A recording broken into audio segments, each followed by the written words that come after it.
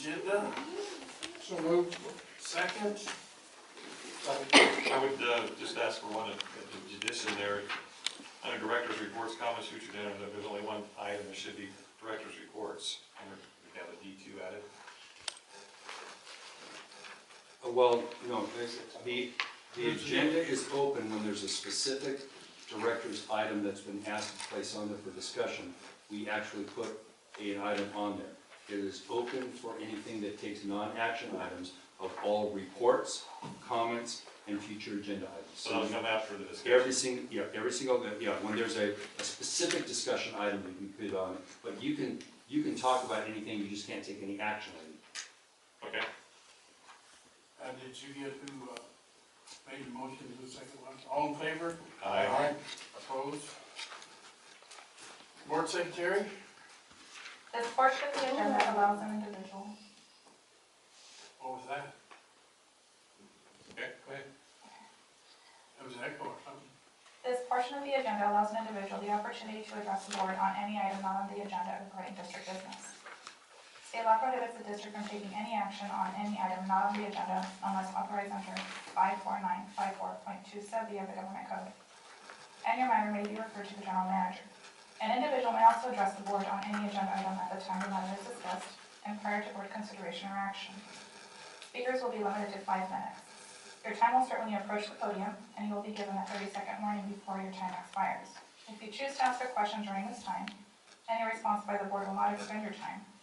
Questions may be referred to the general manager to be answered at a later time after the meeting. In order to allow for a smooth and orderly meeting and allow each speaker the ability to address the board, disruptions from the audience will not be tolerated and you could be asked to leave. We appreciate your cooperation in this democratic process. Public comment.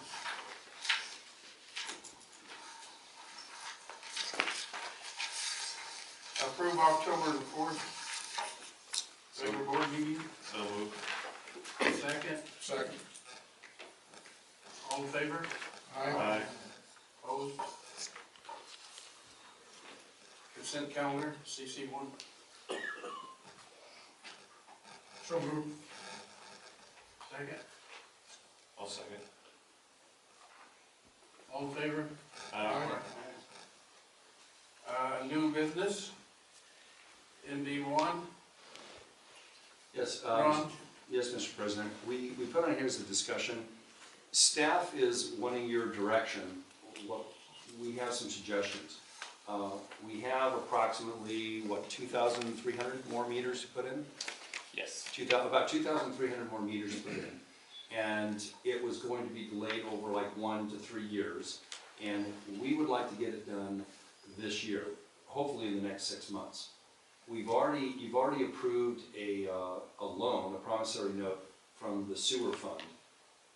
We're seeing that after November 1st meeting, if we get some rates study in place and get some rates in place, and Brad can look at our finances, we'd like to use that promissory note and borrow from the sewer fund to finish the CIP this year. And we might not have to borrow all of it, but some of it. And the reason for that is Neptune, which is our older generation of meters, it's been acting up. It's been pretty labor intensive. We've had a lot of overtime because of it. One time we had a meltdown and we had to do so many rereads, and so it's costing us more money. Brach and John might be able to get some of the master meters, the level 4, at a cheaper rate this year. So we're looking at possibly in hiring also. We'll put together a whole package for you. It's going to be maybe about $530,000 to do it all this year in the next 6 months, and but that'll save us a lot of money in the long run. And so we'd like to see what your feeling on that is. That's not in the budget though, is it? No, but it's easy. Part of it's a CIP, but it's easy. You can approve and we can move some of the loan money that we could have taken for operation and maintenance. If we have rates in place, we can take some of that money and put it towards that CIP, and that's able to be able to do. Should we take public comments or director's comments? You can take public comments on it, and Public then comments. it's more of a discussion item for the board. Any public comments? I have a question on this. I believe I seen the guy who was checking reading the meters today. Actually, they don't read them. How long does that take him to do that? We have 3 employees that read the Neptune meters. In general, it takes a day to a day and a half per employee per route. So there's 3 separate routes that the town is broken up into. Each of those routes would take a day and a half. The master meters, once the entire system is installed, we could have 1 employee read the entire town in 1 day. Oh, you can? Mm-hmm. Is it really expensive to make it automatically comes in, or? No, it's a drive-by read. So It's drive-by. it's a different style meter for the centralized collection. And with that, there's some frequency licensing because of the type of signal that collects it. Personally, I don't think it's worth it to go to centralized collection because all we're talking about is 1 person 1 day out of the month to do those readings. Directors, questions? Well, comment would be, I've been pushing to get this done since June, since we found out that data is something that is necessary from almost anything we can apply for as far as grants go, as far as dealing with the state, compliance with all the different rules. The other thing is, I still want to see my app, and if we have consistent metering all the way through the district, that would help with getting feedback from the ratepayers. That would help with they'd have a reason to be able to check. They have a way of checking their water billing. Well, we can't say that at this time, but I would that's assume, a future possibility, but we can't say it at this time. I'm assuming that the technology for this new meter is better than the old. Yeah, it gives us more data. It gives us data it doesn't give all the data that you would like, but it gives us data that says, like time of day of use, and those kind of And things. that's other things. And so when we're looking at water conservation, we might be able to look at certain homes that are watering too much in the afternoon. Or just let somebody know that there's a leak. And let somebody know that there's a leak, yes, absolutely. But, so I've always been in favor of getting it done now rather than waiting for later. Ed, I'd be in favor of it because I think, one of it's going to give us more data, and also it's going to be more cost effective. Mr. Glenn? Preventive maintenance is usually hard to swallow sometimes because it's a cost up front and you don't see a need. But preventive maintenance is always cheaper than waiting until something breaks to have to fix it. Right, and we've had Neptune break down several times now. The Neptune is the software and everything that runs the meters. We had, maybe you could tell them what we went through this last time on the Neptune. So we're in the middle of our reading cycle right now, but last month's reading cycle, we had entire routes. So a route would be a neighborhood, 100 homes, where the readings disappeared off of our billing system. Dennis? Oh, I would agree with it. Okay, so we'll bring something back to you in November and put together a plan and a budget and what we plan to do. And we'd like to get it done in about 6 months. How many of it's done now? We have about 2,700 of the new meters installed, and there's a total of about 4,900 meters in the system. And we have about 450 meters in stock, so we would be looking at purchasing 1,800 new meters. Is most of the cross tracks ones done?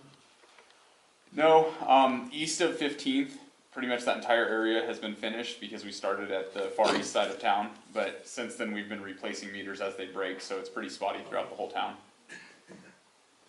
All right. Okay, well, we have directions, so we'll bring something back to you to put it on the agenda so you can make a decision on it. Director's report, comment, future agenda items. For discussion item number 1, Mr. Wallace, I'm going to step outside and let you guys discuss that and give direction. I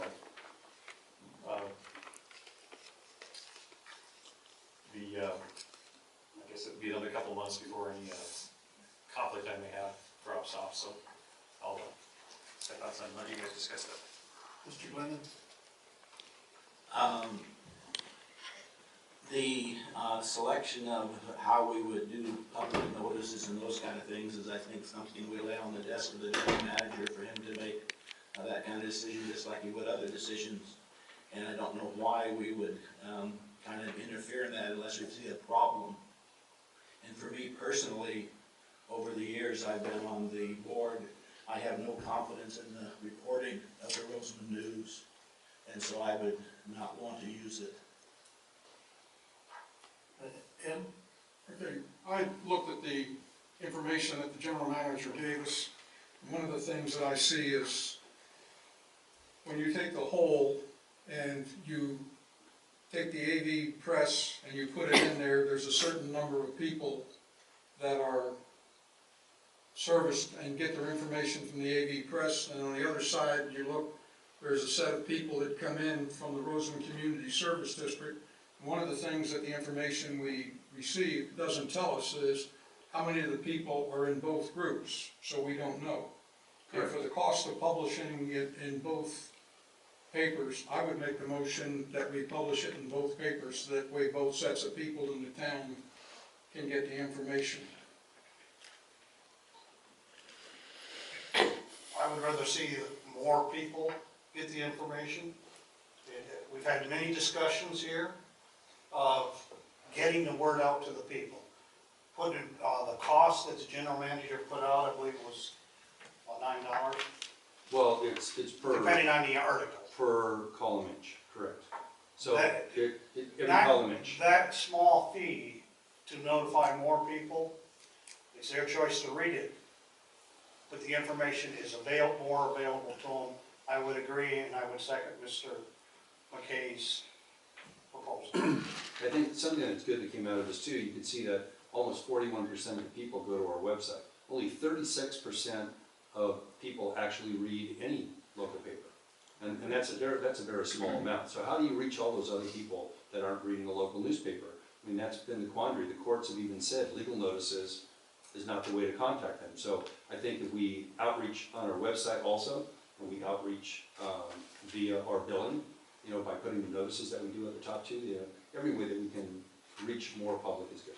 Great. We need to take public comments, legal, Yes. before we vote on. Yes. Public comments.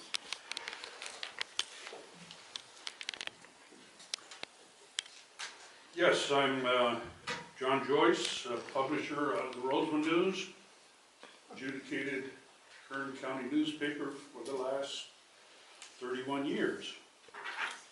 And I want to thank the board and the general manager for putting this item on the agenda. I think, though, that there is some fuzzy definitions and fuzzy thinking going on. The state of California makes very definite rules about publishing legal notices. Kern County Superior Court administers those state laws. 30 years ago, we had to go into Superior Court, and Judge Oberholzer looked at 2 years of successive publication to determine if the paper was a newspaper of general circulation. General circulation means something for everybody in the community.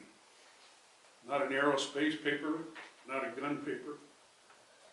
Based on that, and the 300 subscribers that we had when we went in there, he said, okay, Rosamond News can be adjudicated, in my judgment, to publish legal notices for the public in Kern County. He gave some ADI blocks, areas of dominant influence. And we were restricted to that area, which means we couldn't carry Bakersfield legal notices or Ridgecrest legal notices, Rosamond legal notices. And we've done that faithfully for the last 30 years. The only problem that came up was when this agency hired a principal of one of the other adjudicated papers in Kern County to be legal counsel. During his time, no public notices anymore were published locally for the Rosamond people. It was a void. Now, Mr. Glennan says that he's lost confidence in the reporting. Legal notices are not reported. Legal notices are printed exactly the way the agency presents them to us. For instance, John, you only have 5 minutes, I know. I wish I had a clock. 2 minutes and 3 seconds. And it's, Halfway there. I don't understand why we're doing all this if we voted to put it in your paper. No, I understand that, but what I'm trying to say is, if you open the Rosamond News, you see all the tax defaulted properties in Rosamond. You don't see that anywhere else, because legally, it has to be published in those ADI blocks that Kern County assigned to the Rosamond News. The problem with printing in both places are twofold. Number one, just because you have a larger number of people, that doesn't mean that they're reading Rosamond News. The Rosamond News carries far more Rosamond News than any other publication, without doubt. So if you're interested in Rosamond News, that's what you read. The other problem is, would you run that legal notice in the legal notice section of the Valley Press when it's against the law to do that? It's not adjudicated for Kern County. The judge has not said that that paper is judged to be a paper of general circulation in Kern County. 30-second warning. One more minute, like Don Crump. You need to shut it down. 'Cause you got. Okay, closing remarks. Closing remarks, I feel that our staff and our reporting has been as honest and fair as anyone. We never have been criticized for it, except by Mr. Glennan, who has a personal anxiety about, We don't need to get into that. Time's up. We don't need to get. all right, thank you. Any more public comments? So we vote on it now? Yeah, if I can make one comment, I know Mr. Joyce has had an opinion, a legal opinion, that the AV Press is not adjudicated in this area. While true, they didn't go through Superior Court. We've looked at the case that, Superior Court in Kern County. We've looked at the case that Mr. Joyce has actually given us. I've read it about 4 times. I've actually talked to the organization that he talked to. I've actually talked to some other attorneys, and Ms. Burns has researched it. And it goes back to, it's very distinct in the legislation that talks about newspapers that were of general circulation before a certain date back in the 20s. And they keep their adjudication. They don't have to adjudicate like Mr. Joyce's paper had to adjudicate because they were there. Because they specifically say that the newspaper has to have a high percentage of, it has to be printed in the area, it has to be produced in the area, it has to be distributed out of the area.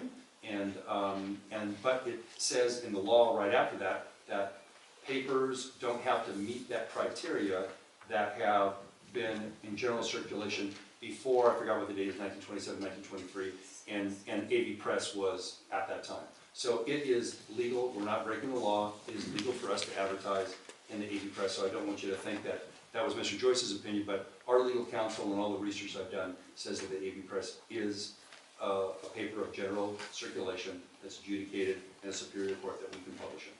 Just roll call vote? No. No. All in favor of putting in more papers?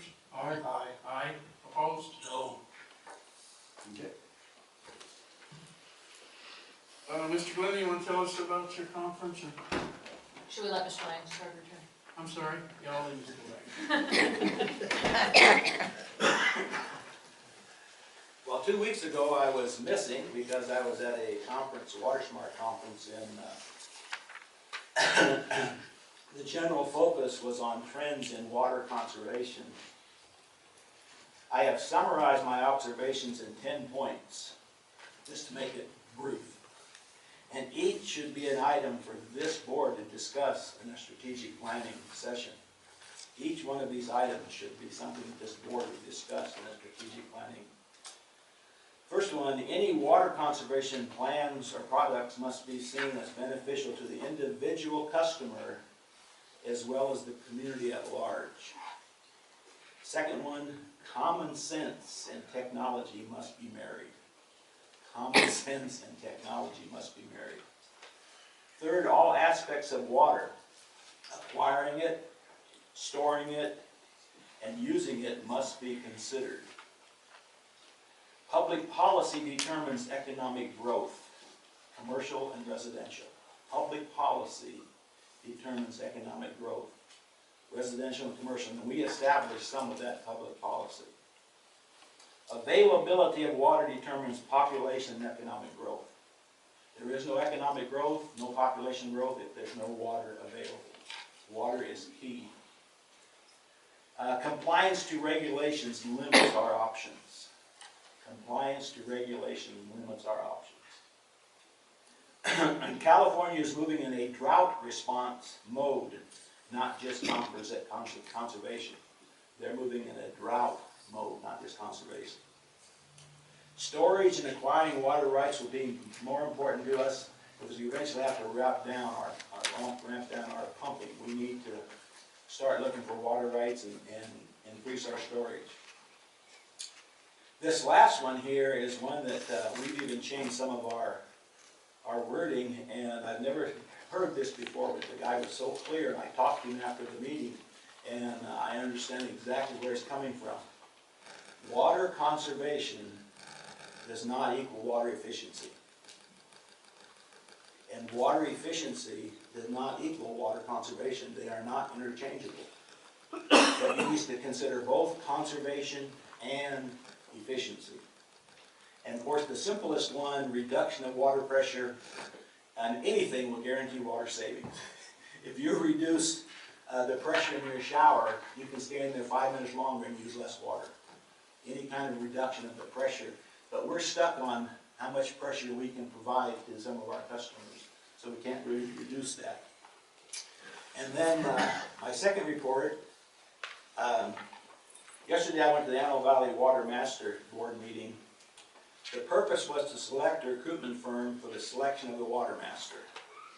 5 firms were interviewed, each taking 45 minutes. It was a long meeting.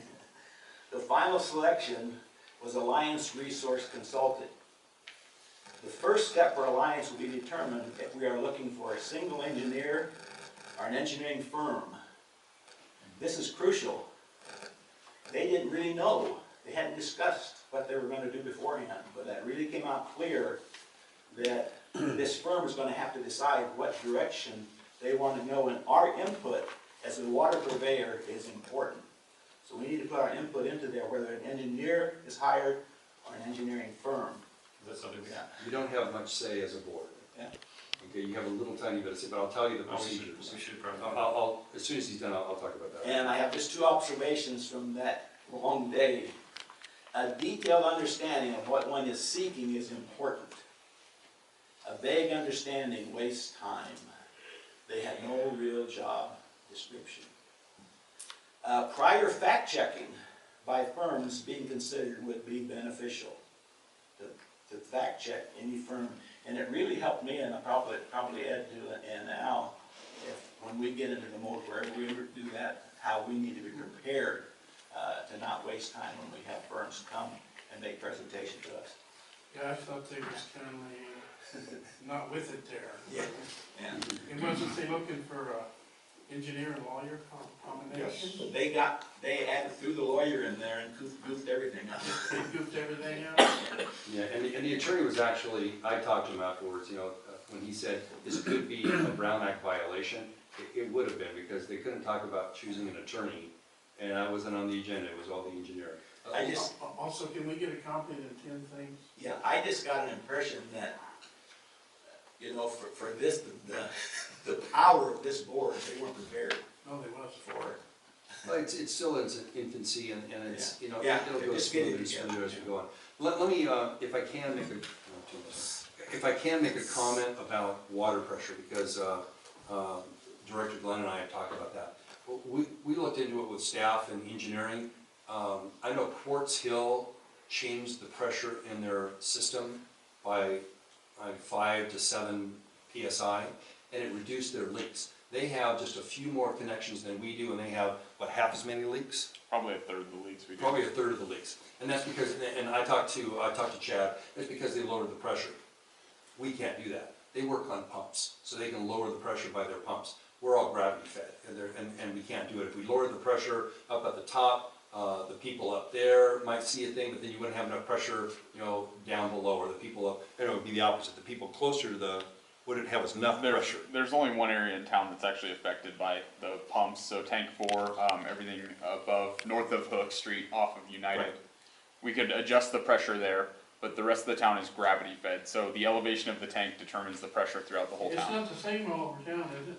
The pressure? No, it's based on elevation It's based in on relation elevation. to the And tank. what do you have to provide, 35 pounds? 40 would be the standard, and 20 is the minimum under fire flow conditions. Right. Isn't there a pressure regulator on each water system in each house? Any new No, construction is required. Correct, and that's what I was gonna bring up. When you talk about leaks, because I looked into it for leak purposes, there's not much we can do. But when it comes to water conservation, you're absolutely right. Every house has a pressure regulator coming up to their house. No, they don't.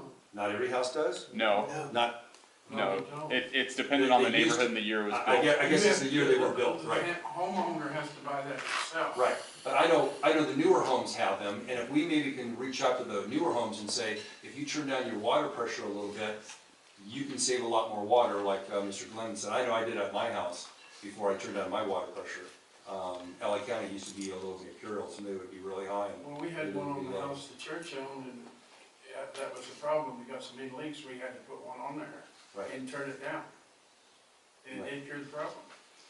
Okay, so if I could go on to the idea that, you know, should we put something on the board agenda to give advice to, you know, the water master in the long run? This is how it filters through. You guys can make a decision and direct me to come and make my comment to the water suppliers, right? The public water suppliers. We're one of 11 agencies on that makes a decision. So I'm the vice chairman of that committee. I can say this is what we want, and as long as they have more votes, we've all decided as all agencies to stick together that Mr. Tebow, who is our representative as the water master, will have direction from our committee and put forward our ideas. And so that's how it would work. So you give me direction, and I'm only one of 11 people that can say this is what Rosamond wants, and it's what the whole board wants. Isn't it true, Daniel Landsgaard asked me this today, he couldn't believe what I told him. Doesn't that water master board have to be all agree before anything can? Yes. Absolutely, Yes. absolutely. All 5 of them. have- All 5. In fact, you can't One even, votes no, it's dead. they can't even have a meeting with 4 people. Well, they can't. The quorum is 5. All 5 have to be there, all 5 have to vote. On the subject of a single engineer versus a firm, one thing to take into account is what has worked. I don't know if you read that article in the Iowa Law Review last spring, but they pointed out, you heard of Lake Mead. That was named after the Secretary of the Interior at the time, but before he was Secretary of the Interior, he was the first water engineer for the state of Wyoming. And Wyoming has a very well-developed system. Every drop that goes, practically every drop that goes into every stream that flows through their state. And that was set up by a single water master. Of course, contrast to that, you have California. We're governed by the State Water Resources Control Board. And I understand there's a difference between a firm and a single engineer, but I think having an engineer, number one, is important. Number two, one that has a good, the one person making the calls, the buck stops there, I think, would be something I would think would be more effective than having a firm. I think sometimes a firm comes in good, because you have other expertise. As long as the structure is everything set up that whoever is the lead from that firm is the decision maker, but he has the resources to pull from. It's like Allison here. Allison is with the firm. She's our attorney. She makes the decisions for this agency legally. But if she needs an expertise, a resource, she doesn't have to hire another attorney. She can make a phone call and do it. So there's a good and bad with both, and I think either one is going to work well. Well, the difference is that Allison doesn't call the shots. The engineer is going to be No, she calls the shots for her. Well, for The her, engineer's gonna call the shots for the engineer. he's gonna call the shots for the whole groundwater adjudication. He or she will be the one that says, It still has to go you through can the transfer this water, or you can't transfer it. This is the policy we're gonna enforce, this is the policy. But you have to remember, that then it has to go through the water master, and if you don't agree with the water master, I can tell, this is how it's gonna work. Take, for instance, Rosamond wants something, like we want certain water rights transferred to us. Okay. We bought 1,000 acre-feet of water rights, and we want it transferred to us, which I think we should. And we think geologically it's fine. For some strange reason, the engineer says, I don't think you should do it. And the water master is gonna say, maybe no. But we're part of the public water suppliers. All the public water suppliers want transferable rights. If we together as a group say, no, that's wrong, there's gonna be one no vote on that water master, and that suggestion will not go through. So it'll end up back to the judge. And so there are so many checks and balances in this. Everybody has this idea of these machinations of that somebody's gonna get something. No, it takes one no vote. And you know what? That means the public water suppliers, we have 11 of us. If we say no, our water master appointee is gonna say no, and that stops everything. So right now it's in the infancy, and so everybody's like nervous and everything, but I think it's good in the long run. Yes? Okay, one of the things you're failing to realize is that it's not an engineering position, it's an engineering administration position. Correct. So it might be better for a firm, because then you bring all the sundry things in there with you, you know, to. Still gonna have one guy calling the shots, though. It's Right, not gonna be absolutely. the You engineer, said that yes, structure. yes. Absolutely. And I'm glad you brought that up, because that is true. You need, Yes. they're gonna be administrating it, and that's what everybody seems to be going towards, is getting it away from AVAC, getting away from any of the individuals that are part of the whole group, and giving it to an agency that's just going to manage it, administrate it, do the engineering, and that's why they're gonna look for an attorney that only does that also. Have you But got any thank other you. comment? Yes. So we'll get back to you. I agree with Ed completely. I believe it should have been a firm, and I think they should have already discussed that and come to that conclusion, but they haven't. Is that something that should be agendized? But- It doesn't make No, we any just discussed, difference. you're not giving me any, you guys are not making a vote on No, anything, so. it's interesting that it doesn't make almost any difference. The judge can come in and kick the guy out tomorrow. The judge is in total control of the situation. The judge And he's can- given guidelines to stay in. If you get out of his guidelines, he's. And he's very publicly said, if any politics gets involved, he's gonna be stepping in. It has to be based on fact, based on reality and science. It's not gonna be based on politics or, you know, what's going on. So, and the judges even looking at, he looked at every single person who was appointed water master. He's looking at everything. He's looking at our rules. The public water suppliers have some rules of how we're running our committee. He wanted a copy of those too. You know, so he's looking at everything, to making sure everything's going exact, because you have to realize again, the water master is only an agent for that court. Ed, do you have any other comments? Yes. Let's move on. Okay, I'd just like to update what Mr. Glennan just said. Alliance Resource Consulting LLC is being offered the contract to be the negotiator, finding the engineer administrator. But in the proposed contract that the Alliance provided to the board, there was a fee, plus it would be for 3 meetings, and any meetings other than the 3 meetings would be $1,500 a meeting. And so what they're asking is that Alliance do away with the extra meetings and just stay there. So it's up to Alliance whether they go, and if not, then they're gonna have to go someplace else. And the next meeting for the Water Board is November the 7th, 2016, at the Palmdale Water District at 10 a.m. So that was something else that we got from the meeting. I also attended an Aqua Region 6 and 7 meeting, and Assembly members Devin Mathis, Republican of Assembly District 26, and Assembly member Jim Patterson, a Republican of Assembly District 23, were there, and they spoke to us. And it was interesting to me, they spoke on the need to change legislation. One piece in particular was legislation that was passed a number of years ago that allows the northwest portion of the state to flush 23 million acre-feet of water to the Pacific Ocean. And so that's water that could come down to ag. You know, one of the other things that Assemblyman Mathis and Patterson brought up to the fact that the people in the legislature from Los Angeles area and the big areas fight them tooth and nail, but they don't realize that they're also having their own water going to be curtailed. And so they're going to have to come on board and start to do things to make sure that they're going to get water.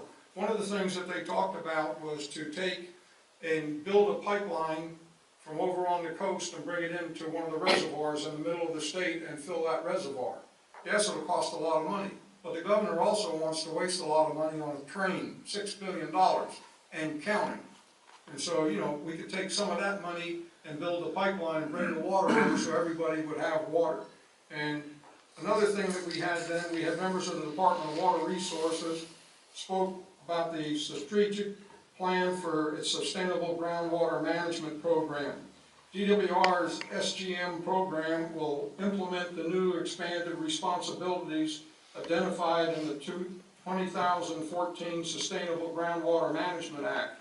Some of these expanded responsibilities include developing regulations to revise groundwater basin boundaries. Number 2, adopting regulations for evaluating and implementing groundwater sustainability plans and coordinating agreements. Number 3, identifying basins subject to critical conditions of overdraft. Number 4, identifying water available for groundwater replenishment. And 5, publishing best management practices for sustainable management of groundwater. And the Groundwater Sustainability Agency's GSA's plans are required to be submitted by June 30th, 2017. And they're also working on the fee structure to pay for the GSA process. And so that's my report on the 2 meetings. You want to tell about the conference? A little bit. A little bit? Thank you, Mr. President. 3 things. I've got some more notes I want to type up to get ready, but 3 things to take away from the California Special Districts Association conference. One is, when it comes to financial, our financial health is key to overall ability to function as a district, and it's something we need to pay more attention to. Number 2, Water Code Section 325 says, whoever captures stormwater gets to keep the stormwater. Number 3, transparency. I wanted to get that app so we can get more feedback from the community in general. I wasn't able to find someone who's developed an app for the water meters yet. In other words, say you want to check your water, you get an app and you can check your water on an app. But there were several different people there who said, well, you can get a web portal, put that up and get people to subscribe to that, and they can be able to check their water usage through their web portal. That would be good. The other thing is, with respect to finding out what people want, we're not just a water district, we're a water, sewer, street lighting, graffiti pavement, and parks and recreation. We could use something like, there's a company out called Flash Vote that President Wallis checked out, and they're very inexpensive, and they could work with us in developing a poll every month, if you will. That they could do that rather inexpensively, and I think that kind of fits into what I wanted with the app. So we get a little more feedback, a lot more feedback from the community. The other thing that I wanted to do, and I'm going to kind of pass this out, discussion maybe for next meeting, if we can have it on the agenda next time, would be another person had the idea that you could have a finance committee meeting, instead of having it during the special meeting, we could have a finance committee meeting during our regular meeting, the first regular meeting. This is going out. And the second meeting we could have for just strategic planning. And this is a handful of things. It's not all.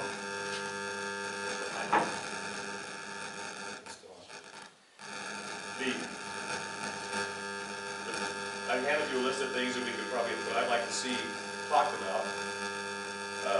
finance committee with all the projects that we need. And I think there's one project we need to talk about on the finance committee and the strategic planning committee. If not every meeting, every other meeting, and that is, we're 2,000 acre feet short as a result of adjudication, and we need to figure out a way to get that 2,000 acre feet back so we can lower the rates, the water rates. Right now, that's something we built into the rates. I guess that's to be decided November 1st, but the bottom line is we can bring the cost down if we have some solutions, and I'd like to work on those solutions both in the financial committee realm, if you will, and also the strategic planning in the second meeting, so we have to make more productive use of our time. We have the time, if all 5 of us are here, we can work that in there. So there's a whole list of things there. I don't want to work on all 10 at one time. We don't need to go over them today. No, and that would be something we can put on there, but, you know, we can work on a couple of these every meeting and see how we're doing, and at least, and it occurred to me the other thing we could do, I was doing the research, I talked to the guy over at the Roland Water District, or actually, I called him when I talked to the person in charge of that. Her name is Rose. She mentioned that their manager gives a quarterly state of the district report, much like Brad does with our public, with our finances. And if nothing else, we just go over these things, or if you have anything more you want to add to this, and the manager can report on all these quarterly, that would probably be helpful as well. But one thing I really want us to look into is what are we doing about making up that water shortfall? Okay, thank you. Okay. You know, Mr. Glennan told me something one time, and I'm not saying you guys don't do it, but it's, he told me that if something was on the agenda he didn't know about, what do you do, Mr. Glennan? If something's on the agenda and you don't know the answer to the question, he's told me you call the office and find out what it's about, right? And he does that because that saves time in your board meetings, right? I agree with that 100%. I try to keep you guys up to date all the time. You know, I'm on the phone with you guys every week and try to fill you in with all the new stuff that's going on. Allison, I had a question for you. Yeah. You know, Ollie was sharing with me about one of the propositions that's going to could affect our water. Are we allowed to share that with the people? Or can we put it on the agenda next time, Prop 53? You can put it on the agenda. You may take a formal position with regard to it. You may not expend public funds for or against it. Yeah, but I wasn't talking about, I mean, could we share it with the audience? Right Yeah. now? Can we share it now? If you have a position, you may state it, yes. Right now, or do we have to wait? You can, if it is, Or It's is in it- our you can go to comments, public there's no comment, actions, yeah, there's there's no consensus. action. You can't take a formal position on it together, but, President Wallis can state his position regarding a matter pertaining to the district. No, I'll let you share quickly. Well, quickly, Prop 53 limits the amount of money that can be borrowed to fix something at $2 billion. And as was pointed out in the Allen Valley Press on Monday's paper, the most you can go up, it's going to take a minimum of $15 billion to fix the state water peripheral canal. So that would kill that, or would require the whole state to vote on that if we needed to go ahead and finance that. So it's a backdoor way of someone else to control water flow to Southern California where it's needed, and we're already working on it, so it's hard to get done. If you have a chance to vote on Prop 53, make sure you vote no. I'm gonna read some more on it before I take a position. Dennis? No, I have nothing. Nothing to say? All right, general counsel update. Yeah, I wanted to let you know that SB 814 was recently passed and signed by the governor. It is a provision that puts new requirements on local, on us to ensure that during the drought, excessive water use is penalized. So it's got some requirements that we either have a tiered rate structure or have a fine or other financial disincentive for excessive water use during drought. Ron and I have been talking about it, and we will be sure that our new water rate structure complies with the terms of SB 814. Does the public have any questions they want to ask about that? That's something I heard at the conference, that basically either have a water police or you have tiered rates. Yeah. And that's, I'd much rather have tiered water rates than the water police. Yeah. But that's now the law, it's now required, it wasn't before. General Manager? Yes, consulting with GEI, we still have a number of things going on. I have a company that's coming into me, you know, remember, we're talking about chromium. I might have a company that will do a test program here free of charge on scrubbing arsenic, chromium, and other elements from our water. And we would be either like a research and development for this company that's coming into California. So I'm looking into that because that's always good. There's also a case that is up, and I'm researching the case. We haven't got the case yet, but we heard of it through Mark Mueller, who is the engineer for the water bank. So he's researching it. But the bottom line is there's a judge that's looking at the chromium level that California set, because it was 100 parts per billion is the EPA, that's the national standard. California set it at 50 parts per billion, and then they decided to drop it all the way to 10. Everybody thought it was going to be at about 20, 25, but they dropped it to 10. On that subject, was there a case that came down that says that what defines a mandate from the state and what they have to pay for recently became out more favorable to local? Yeah, I don't think that one covers. I don't think the chromium covers it. Yeah, I don't think that covers chromium, but there was a recent case that I can pull for you. And that's helpful to our district. It's not harmful. Whereas before, it was harder to get repaid. The state has an amazing way of turning its mandates into ones they need not fund.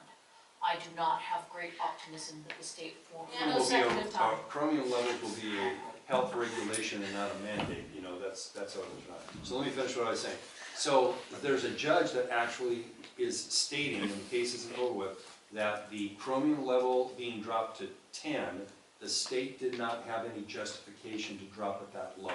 And he's leaning towards saying, you made it too drastic, because you have to be able to support it. Even the EPA has been turned around in the Supreme Court before and saying, wait a minute, you didn't take into all this account. And you have to do that, you know, the economic factors. So that's something that might come up. Our arsenic, we're getting ready to publish our CEQA document, which is basically going to be a negative deck. And that will be published, and then it'll come to you for acceptance. It's pretty perfunctory, and that will go through the LAFCO process on the arsenic grant. With that, we have the MSR. I did a final review and a major edit to it, and they're fixing it. And so we're going to have the MSR come back at about that time also. And so the things that are left is we're looking at the documents and the contracts with the 8 agencies that we're taking over, which also includes the school district. I'm looking into how much water rights we get from that. And I put the state on the hook for this to pay for every single fee, for the well capping. They're going to be paying for everything. Our connection fees, everything. Putting in the meters, the whole kit and caboodle. And so we're going through, GI's going through all that. The state's already said, yeah, we're paying for everything. So we're at the, this is the design stage of the grant. And then once we get that accepted and LAFCO, we get through LAFCO on that, then it'll go into the construction stage of the grant. And the GIO will be working on the implementation of the construction of consolidating these 8 agencies that are throughout Rosamond. Like I said before, Land Promise and William Fisher are out. They were just too cost prohibitive to bring in William Fisher. It was going to cost the state a minimum of $16 million with no money to go towards us for maintaining it. Lines of Promise was a little bit cheaper, but still multi-millions of dollars. So they're trying to look at it another way. I think it would be cheaper if the state just bought them an arsenic scrubbing, you know, system, right? That would be cheaper than putting in, having us run pipes out there. So they're looking at that. The state pulled it out, and so that's where we are on that. Title 22 for tertiary water. We're still going through the onerous states, you know, review. It should be pretty soon, but then we have to talk as a board strategically what CIPs we want to do in the future, what comes first. Like I said before, we have a water tank that really needs to be put in so that we can take water tank one, right, is the one we're going to use. So we can use that for tertiary water because we really don't have a consistent water pressure way of getting out the tertiary water to the handful of clients that we might have. And then there's also getting the pipes out to those areas. So we'll talk about that, what your priorities are and how much money we have. On the financing, I know the person from the State Water Resource Control Board pointed out that he's got 1.6% money available for anything any project we want to do that involves tertiary or groundwater recharge or Right. stormwater capture. So that's maybe, Yeah, if there's not too many hoops we have to jump through, that might be something. On the stormwater, remember, we're under a court order adjudication that says all of the stormwater, you cannot capture it and use it because it was calculated to be used as the return flow. So you're gonna have to look at that one section. Well, It specifically says that. well, And we'll so, have to look at it, obviously the engineer can look at that. correct, and that's something the water master can The look idea at. that I have, whether it would work for us, would be saving water, would not be preventing water from going into the ground, it would actually help it in the ground, so I think that's the idea. All right, Assistant General. Question, yes. When I was up at this Region 6 and 7 conference, I can't think of Tim's last name, he's the individual that's in charge of Aqua. Okay. And I talked to him and I asked him, I said, hey, have you guys ever thought about putting a referendum on the ballot, all the water districts to raise the chromium 6 level? And they're gonna look into that. Right. I think from an intellectual standpoint, that makes sense. From a marketing and political standpoint, it's dead in the water. Yeah. Because what you're gonna do, just think of the advertisement on the other side. All the water districts want to poison our children. It's hard to fight that, right? After Aaron Brockovich, even though the level 10, I mean, Hinckley was at 500 and 600 parts per billion. The national level is 100. So what? The federal government wants to poison all the children, but California doesn't? I mean, it doesn't make sense. I think our best bet right now, Ed, is if that judge makes the decision. That's a judicial decision that says, look, you guys didn't have enough justification to lower it to a draconian level. You know, but I agree. I think it's way down. I think if they would have made it even 25, you know, it's costing the taxpayers in the state of California billions of dollars. The argument on their side would be, well, isn't those billions of dollars worth saving lives? You know, but There's no, if that was the case, we'd outlaw cars, right? So, and there's always arguments on the other side. But when it gets into political, you look at all these referendums that are on there now. The advertising for them is so skewed one way or the other. But so I'm going to find a case for you, and we'll find out what that judge is going. I think that's our best bet. Are you speaking to the Assistant Manager? I'll just do my report. Yeah, John couldn't be here tonight. Go ahead.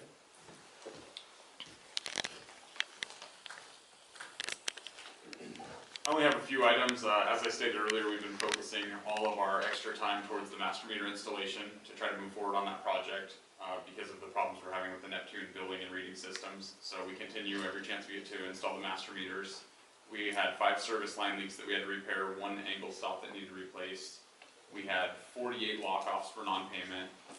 We're in the middle of our monthly meter reading process, and we had to have a section of the roof of the administration building removed and replaced because we've been having problems the last few years with leaking. So we finally got that replaced just in time for the rains that are coming.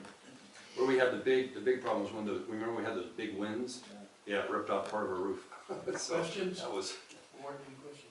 are you talking about the one in the middle here? yes. Yeah, on Yeah, the southwest like the corner of atrium. the skylight that was there, it's no longer a skylight. Well, how are you gonna see what's going on in there then? We have lights installed there. Okay. Thank you. Director of Finance. Thank you, Mr. President. As you all know, the organization is subject to an external audit every year. Auditors came in the week after Labor Day. This year they were here for a week, inspecting our books, looking at our processes, looking at controls, making sure that the numbers that we provided them are materially correct and in compliance with GAAP.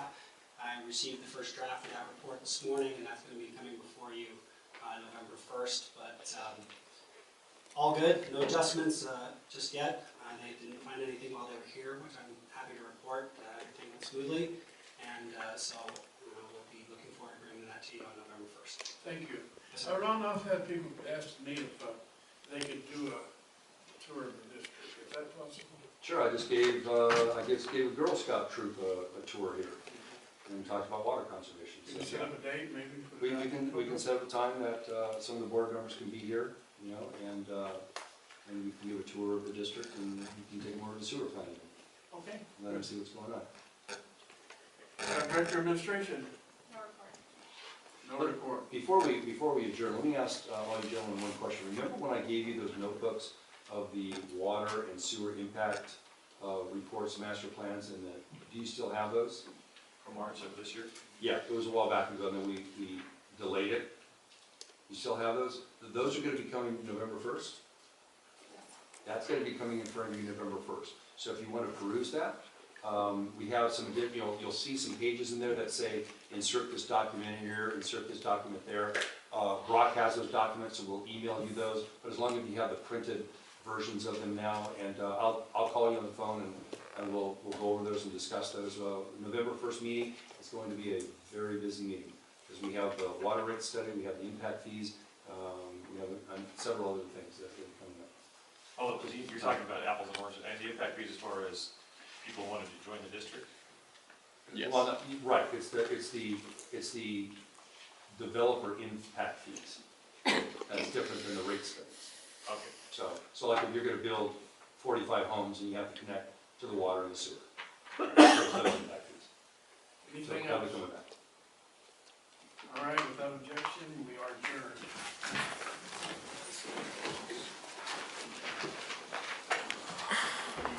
There you have it.